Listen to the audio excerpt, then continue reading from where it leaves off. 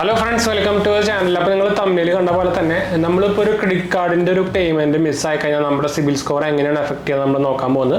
ഇപ്പോൾ നിങ്ങൾ കണ്ട പോലെ തന്നെ എനിക്ക് ക്രെഡിറ്റ് കാർഡ് മിസ് പേയ്മെൻ്റ് ഒന്നും വന്നിട്ടില്ല, പക്ഷേ എൻ്റെ ഫ്രണ്ടിനെ വന്നിരിക്കുന്നത് നമ്മൾ തമ്മിൽ അങ്ങനെ കൊടുത്തു മാത്രമേ ഉള്ളൂ.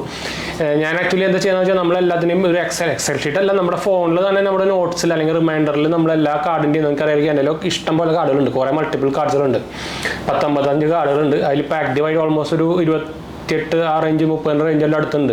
അപ്പോൾ അതുകൊണ്ട് തന്നെ നമുക്ക് ഇത്രയധികം കാർഡുള്ളതുകൊണ്ട് തന്നെ നമുക്ക് നിങ്ങൾക്കറിയാം കുറേ കാർഡുകൾക്ക് ഡിഫറെൻറ്റ് ഡേറ്റുകളായിരിക്കും. അപ്പോൾ അത് നമ്മൾ എന്താ ചെയ്യുന്നത് വെച്ചാൽ നമ്മൾ ആക്ച്വലി നമ്മുടെ ക്രെഡിറ്റ് കാർഡ് ഒന്നെങ്കിൽ നിങ്ങൾക്ക് എക്സൽ ഷീറ്റ് ഉണ്ടാക്കി വെക്കാം, അതുപോലെ ഡേറ്റും സംഭവങ്ങളൊക്കെ ഇതിൽ, അല്ലെങ്കിൽ നിങ്ങൾക്ക് നിങ്ങളുടെ ഫോണിൽ തന്നെ റിമൈൻഡർ സെറ്റപ്പ് ഒക്കെ ചെയ്യാൻ പറ്റും. നമുക്ക് എല്ലാ ഡേറ്റിലും നമുക്ക് റിമൈൻഡർ സെറ്റപ്പ് ചെയ്യാം. ഞാൻ അങ്ങനെ എൻ്റെ ഐഫോണിൽ മാത്രമല്ല, എൻ്റെ സെക്കൻഡറി ഫോണായിട്ടുള്ള സാംസങ്ങിലും ഞാൻ രണ്ടെണ്ണത്തിലും ഞാൻ ആക്ച്വലി റിമൈൻഡർ വെച്ചിട്ടുണ്ട്. എന്തെങ്കിലും ഒരു മിസ്സായി കഴിഞ്ഞാൽ നമുക്ക് അറിയാൻ വേണ്ടിയിട്ട്.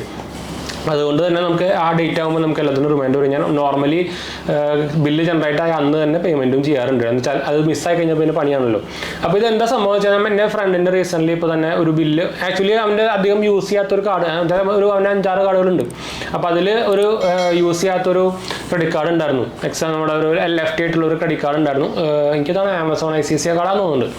അവനങ്ങനെ ഇപ്പോൾ അങ്ങനെ ഉപയോഗിക്കാറില്ല. അപ്പോൾ ആ കാർഡിൽ ആക്ച്വലി ആമസോൺ പ്രൈം മെമ്പർഷിപ്പ് എടുത്തിട്ടുണ്ടായിരുന്നു. അത് ഓട്ടോമാറ്റിക് സെറ്റപ്പ് ചെയ്ത് വെച്ചേക്കായിരുന്നു. അപ്പോൾ ഒരു കൊല്ലം കഴിഞ്ഞപ്പോൾ ഓട്ടോമാറ്റിക്കലി അത് റിന്യൂ ആയി. അപ്പോൾ അത് ആക്ച്വലി ഓർമ്മയുണ്ടാകുന്നില്ല. അപ്പോൾ ഇതുപോലെ തന്നെ ഇങ്ങനെ ബില്ലും സംഭവങ്ങളൊന്നും മെയിൻറ്റെയിൻ ചെയ്യാത്തത് കൊണ്ട് തന്നെ ഇത് ആക്ച്വലി ഒരു ദിവസം വിട്ടുപോയി. ഒരു ദിവസമല്ല, ആക്ച്വലി നമുക്ക് വിട്ടുപോയി സംഭവം. ബില്ലടയ്ക്കാൻ വിട്ടുപോയി എന്ന് വെച്ചാൽ യൂസ് ചെയ്യാത്ത കാർഡാണല്ലോ, അതാണ് ഞാൻ എടുത്തു വെച്ചിരിക്കുന്നു. കട്ടപ്പുറത്തായിരുന്നു കാർഡ്. ഇപ്പം എൻ്റെ കുറേ കാർഡുകളൊക്കെ കട്ടപ്പുറത്താന്ന് വെച്ചാൽ ഞാൻ എടുക്കാറ് പോലും ഇല്ല. എൻ്റെ സെപ്പറേറ്റ് ക്രെഡിറ്റ് കാർഡ് സ്റ്റോർ ചെയ്യാനുള്ള എൻ്റെ പേഴ്സണൽ സംഭവങ്ങളൊക്കെ ഉണ്ട്. അപ്പോൾ അതിലാണ്. അപ്പോൾ അതുപോലെ തന്നെ അങ്ങനെ എടുത്തു വെച്ചൊക്കെയായിരുന്നു. അപ്പോൾ അത് ഓർമ്മ പോലും ഉണ്ടായിരുന്നില്ല. അപ്പോൾ മെസ്സേജ് വന്നൊന്നും നോക്കുന്നുണ്ടായിരുന്നില്ല. ഇപ്പോൾ എല്ലാവരും എല്ലാ മെസ്സേജും ഇമെയിലൊക്കെ ഒന്നും നോക്കണമെന്നില്ല. ഇപ്പോൾ എൻ്റെ കാര്യമാണെങ്കിൽ ഞാൻ എല്ലാ കറക്റ്റ് ഇമെയിൽസും മെസ്സേജൊക്കെ ഡെയിലി നോക്കിയിട്ട് ആവശ്യമില്ലാത്ത ഡിലീറ്റ് അങ്ങനത്തെ ടൈപ്പാണ്. പക്ഷേ അല്ലാത്ത കുറേ കുറേ പേര് നോക്കാത്തതും കുറേ പേരുടെ ഫോണിൽ നോക്കി കഴിഞ്ഞാൽ കുറേ അൺവാണ്ടഡ്സ് മെയിലും അൺവാണ്ടഡ് മെസ്സേജൊക്കെ കിടക്കുന്നുണ്ടായിരിക്കും. അത് കുറേ ഡിഫറെൻറ്റ് ടൈപ്പ് ഓഫ് ആൾക്കാരാണല്ലോ. അപ്പോൾ അങ്ങനത്തെ ആൾക്കാരാണെങ്കിലും ഇതുപോലെ പെടാൻ സാധ്യത കൂടുതലാണ് കേട്ടോ. അപ്പോൾ അതുകൊണ്ട് തന്നെ എന്നിട്ട് ഓൾമോസ്റ്റ് ഒരു 1 മന്ത് കഴിഞ്ഞപ്പോഴാണ് ഇതിൻ്റെ 1499 ബില്ല് 3000 ബില്ലായിട്ട് ഒരു വർഷം മെസ്സേജ് ആയിട്ട് വന്നത്. അപ്പോഴാണ് ആ മെസ്സേജ് ഒന്ന് നോട്ടീസ് ചെയ്യുന്നത്. അപ്പോഴാണ് ഇങ്ങനെ ഒരു സാധനം അടച്ചിട്ടില്ലല്ലോ എന്ന് ഓർമ്മ വന്നത്.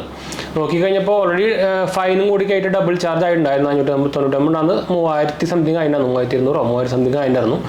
എന്നിട്ട് സിബിൽ എടുത്ത് നോക്കിയപ്പോഴാണ് ഒരു 810 ഉണ്ടായിരുന്ന സിബിൽ സ്കോർ ഓൾമോസ്റ്റ് ഒരു 70 പോയിന്റ്സ് അല്ലെങ്കിൽ 75 പോയിന്റ്സ് ആണ് കുറഞ്ഞിട്ട് 750 താഴെ പോയി കിടക്കുന്നു.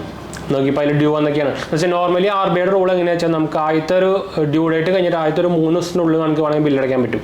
റിപ്പോർട്ട് ചെയ്യില്ല, അങ്ങനെയാണ് പുതിയ റൂള്. അതിപ്പോൾ HDFC ഏത് ബാങ്ക് ആയിക്കോട്ടെ അങ്ങനെ റിപ്പോർട്ട് ചെയ്യാൻ പാടില്ല എന്നാണ് പുതിയ RBIയുടെ റൂള്.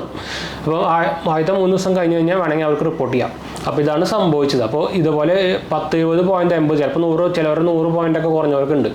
അപ്പോൾ ഇങ്ങനെ ഡ്രാസ്റ്റിക്കലി നമ്മുടെ സിബിൽ സ്കോർ കുറയും. അപ്പോൾ സിബിൽ സ്കോർ കുറഞ്ഞാൽ നിങ്ങൾക്ക് അറിയാം അത് കയറ്റി കൊണ്ടുവരാൻ കുറച്ച് പാടാണ്. അപ്പോൾ ഇത് കുറഞ്ഞു കഴിഞ്ഞാൽ നമുക്ക് ലോൺ കിട്ടില്ല അങ്ങനെയൊന്നുമില്ല. പക്ഷെ അതൊരു നെഗറ്റീവ് മാർക്കാണ്. ലോൺ റിജക്റ്റ് ആവാനുള്ള ചാൻസ് കൂടുതലാണുള്ളൊരു പോയിന്റും കൂടിയാണ്. എന്ന് വെച്ചാൽ ഫസ്റ്റ് നമ്മൾ എന്തെങ്കിലും ലോൺ ക്രെഡിറ്റ് കാർഡ് അപ്ലൈ ചെയ്യുമ്പോൾ ആദ്യം നോക്കുന്ന സംഭവമാണ് നമ്മുടെ സിബിൽ റിപ്പോർട്ട്. അപ്പോൾ അതിൽ ഇതുപോലെ ഡ്യൂ അല്ലെങ്കിൽ എന്തെങ്കിലും മിസ് പേയ്മെൻറ്റ്സ് സംഭവങ്ങളൊക്കെ ഉണ്ടെന്നുണ്ടാൽ നമുക്കതൊരു നെഗറ്റീവ് മാർക്കാണ്. നമ്മളത് അറിയാണ്ട് ചെയ്തതാണെങ്കിലും അവർക്കറിയില്ല നമ്മൾ അറിയാണ്ട് ചെയ്തതാണെന്ന്. അപ്പോൾ അത് ആക്ച്വലി നമുക്ക് വേണമെങ്കിൽ ആക്ച്വലി ഇത് ഞാൻ പറഞ്ഞല്ലോ 1 മന്ത് ആയിട്ടുണ്ടെന്നുള്ളൂ. നമ്മളതിൽ ബാങ്കിനൊക്കെ കൊണ്ടെടുത്തിട്ട് അവർ റിവേഴ്സ് ചെയ്യാനൊക്കെ പറഞ്ഞിട്ടുണ്ടായിരുന്നു. പക്ഷേ അത് എനിക്ക് തോന്നുന്നില്ല റിവേഴ്സ് ആവുന്നു. എന്ന് വെച്ചാൽ ഓൾമോസ്റ്റ് ഒരു 30 ഡേയ്സ് ഒക്കെ കഴിഞ്ഞിട്ടുണ്ട്. അപ്പോൾ റിവേഴ്സ് ആവാൻ ചാൻസ് ഭയങ്കര കുറവാണ്. റിവേഴ്സ് ആയാൽ നല്ലത്. പക്ഷേ അത്രയും പെട്ടെന്ന് നിങ്ങൾ നടക്കുകയാണെങ്കിൽ അത്രയും പെട്ടെന്ന് നമുക്ക് കൊണ്ടെടുത്തിട്ട് ഇതുപോലെ സംസാരിച്ച് സംഭവമൊക്കെ ചെയ്യാൻ അറിയാണ്ട് മിസ്സായതാണ് അങ്ങനെയൊക്കെ പറഞ്ഞ് ചെയ്യാൻ പറ്റും. പിന്നെ നിങ്ങൾ ഡ്യൂ ഡേറ്റ് മിസ്സായതിൻ്റെ തന്നെ ആദ്യത്തെ 3 ദിവസത്തിൽ തന്നെ ബില്ലടയ്ക്കാൻ നോക്കുക. അങ്ങനെയാണെങ്കിൽ നിങ്ങൾക്ക് ഇതുപോലെ സിബിൽ ഡാമേജ് ആവാണ്ട് രക്ഷപ്പെടാൻ പറ്റില്ല. അപ്പോൾ നിങ്ങൾക്ക് അറിയാം നമ്മുടെ നമുക്ക് നല്ല സിബിൽ സ്കോർ ഉണ്ടെങ്കിൽ നമുക്ക് നല്ലതായിട്ട് കാശ് ലാഭിക്കാൻ പറ്റും. അതെങ്ങനെയാണ് നമ്മളിപ്പോൾ എന്തെങ്കിലും ലോൺ എടുക്കാൻ പോയാലോ ഹോം ലോണിന് പോയാലോ എഡ്യൂക്കേഷൻ ലോൺ പോയാലോ നമുക്ക് നല്ല ഇൻട്രസ്റ്റ് റേറ്റ് കുറഞ്ഞു കിട്ടും. അപ്പോൾ നമുക്ക് 1% വരെ ഇൻട്രസ്റ്റ് റേറ്റ് കുറഞ്ഞു കഴിഞ്ഞാൽ നമുക്ക് നമ്മുടെ ലോൺ എടുക്കുമ്പോൾ അത്രയും EMIയുടെ എമൗണ്ട് കുറയും. നമ്മൾ ലാസ്റ്റ് ഒരു 10 കൊല്ലത്തേക്കും ഹോം ലോണിൻ്റെ കാര്യമൊക്കെ പറഞ്ഞു കഴിഞ്ഞാൽ നമുക്ക് ഒരു പെർസെൻറ്റേജിൻ്റെ ഇൻട്രസ്റ്റ് റേറ്റ് കുറഞ്ഞു കഴിഞ്ഞാൽ ചിലപ്പോൾ നമുക്ക് ലക്ഷങ്ങൾ ലാഭിക്കാൻ പറ്റും. അതാണ് അതിൻ്റെ ഡിഫറൻസ് വരിക. നമുക്ക് നമ്മൾ കാണുമ്പോൾ ഒരു ശതമാനം ഉണ്ടാവുള്ളൂ, പക്ഷെ അത് എത്ര രൂപ ലാഭിച്ചു തരുന്ന അത് എടുത്തവർക്ക് തന്നെ അറിയുള്ളൂ. അപ്പോൾ അങ്ങനെ ഇമ്പോർട്ടൻ്റ് ആയിട്ട് സംഭവമാണ്. എല്ലാവർക്കും മിക്ക ആൾക്കാർക്ക് എന്തായാലും ലോൺ ഇല്ലാന്ന് എനിക്ക് തോന്നുന്നില്ല പറ്റുന്നു. എന്താ വെച്ചാൽ ഹോം ലോൺ, അതുപോലെ തന്നെ ഇപ്പോൾ കൺസ്യൂമർ ലോണും എഡ്യൂക്കേഷൻ ലോൺ, അങ്ങനത്തെ കുറേ ടൈപ്പ് ലോൺ ഉണ്ടല്ലോ. അപ്പോൾ എന്തായാലും ഏതെങ്കിലും ഒരു ടൈപ്പ് ലോൺ ആവശ്യം വരും. അപ്പോൾ ഇത് നോക്കാൻ മറക്കണ്ട കേട്ടോ, മിസ് ചെയ്യാണ്ടിരിക്കാൻ മറക്കണ്ട. അതുപോലെ തന്നെ റിമൈൻഡർ വെക്കുകയോ അല്ലെങ്കിൽ എക്സൽ ഷീറ്റിൽ അത് മെയിൻറ്റെയിൻ ചെയ്ത് വെച്ച് കഴിഞ്ഞാൽ നിങ്ങൾക്ക് ഇതുപോലെ സുഖമായിട്ട് അടച്ചു പോകാം. എന്ന് വെച്ചാൽ മിക്ക ആൾക്കാരുടെ കയ്യിൽ ഇപ്പോൾ മൾട്ടിപ്പിൾ ക്രെഡിറ്റ് കാർഡ്സുകൾ ഉണ്ടായിരിക്കും. അപ്പോൾ അത് കറക്റ്റായിട്ട് മാനേജ് ചെയ്യാൻ മറക്കണ്ട കേട്ടോ. അപ്പോൾ എന്തായാലും നമുക്ക് വൈൻഡപ്പ് ചെയ്യാം. നമ്മുടെ 2 ചാനൽ കാണാത്തൊരു പോയി കണ്ടു നോക്കുക, സബ്സ്ക്രൈബ് ചെയ്യുക, സപ്പോർട്ട് ചെയ്യുക. പിന്നെ എന്തെങ്കിലും സംശയങ്ങളിലേക്ക് തന്നെ കമൻറ്റ് ചെയ്യാൻ മറക്കണ്ട കേട്ടോ.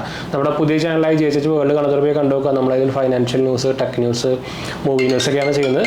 നിങ്ങൾക്ക് ഹെൽപ്ഫുൾ ആയിരിക്കും. കാണാൻ മറക്കണ്ട, സബ്സ്ക്രൈബ് ചെയ്യാനും മറക്കണ്ട, ഫ്രണ്ട്സിലേക്ക് വിളിക്കുന്നത് ഷെയർ ചെയ്യാനും മറക്കണ്ട കേട്ടോ. അടുത്ത കാണാം. ബൈ.